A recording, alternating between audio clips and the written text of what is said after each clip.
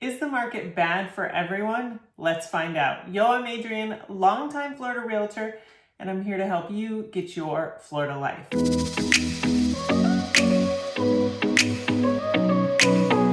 Happy Wednesday, everyone, and happy Thanksgiving. Just around the corner, we are coming to the end of the year.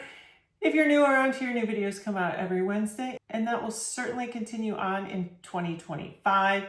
I do have some big plans for 2025, some videos that are not just Wednesday videos, more specific market updates, more specialized things towards certain neighborhoods. So if you're interested in that, subscribe and follow along, but the Wednesday videos will continue.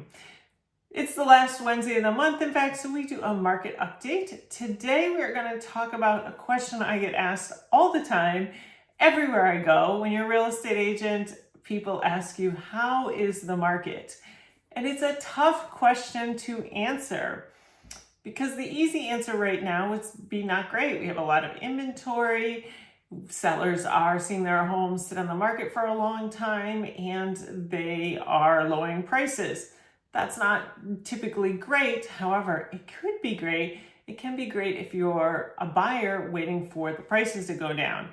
It also may be great for you in certain situations if you're buying or selling in a certain way. One situation where the market has been good for a while is if your market up north is good for selling, it's good for buying down here. In the last 2 years, I've had lots of buyers who tell me, our market's still good up north. We're still seeing good prices. The inventory is not as high as it's down here. So they have all the advantage down here and all the advantage up north. Now, that is the way to do it. Of course, in the COVID pandemic market, everything seemed to be a seller's market. So you really didn't get that advantage. You felt that advantage on one side, and then if you were moving down here, you didn't get it on the other side. One could argue this is a better market for somebody in that situation. I've talked about this before. I'm part of a big nationwide mastermind group, and I have heard from realtors in that group that in some parts of the country after the election, they are already seeing buyers kind of perk up, feel a little bit more optimistic or feel a little bit more motivated. I know that around here, I've talked about this before as well. A lot of buyers said to me, we want to wait to see what's happening with the election. The election is now over. If you like who won, then you might feel very optimistic. If you don't like who won, you might be thinking to yourself, well, I got to put my money somewhere. We are typically a very red area in Southwest Florida. I'm just saying that as a fact. I'm not saying what I think is right or wrong, but we are a red area.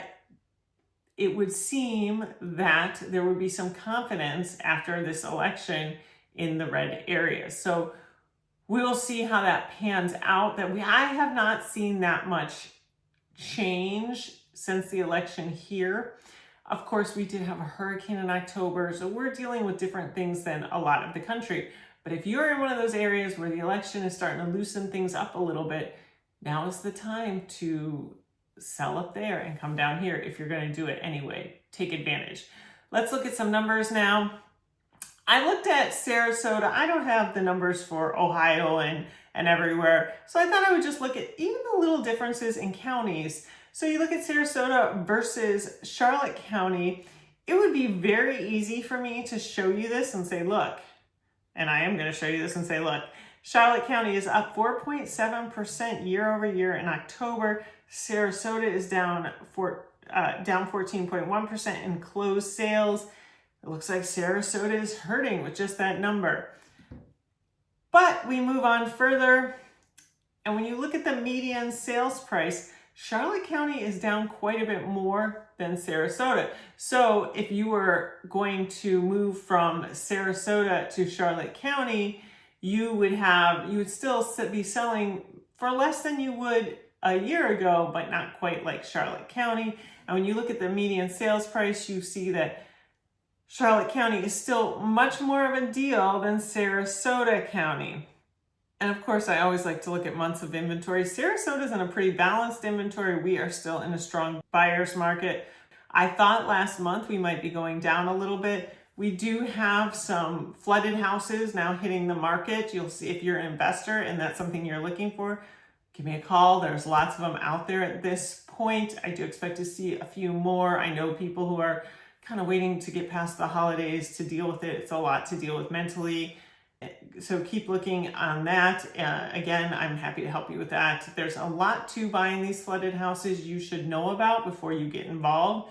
So please give me a call. Another way that this market might be good for you is if you're upsizing. Yes, the market is down from last year, but let's say the market is down 5% and you have a house to sell that's $500,000 and you want to move up to an $800,000 house.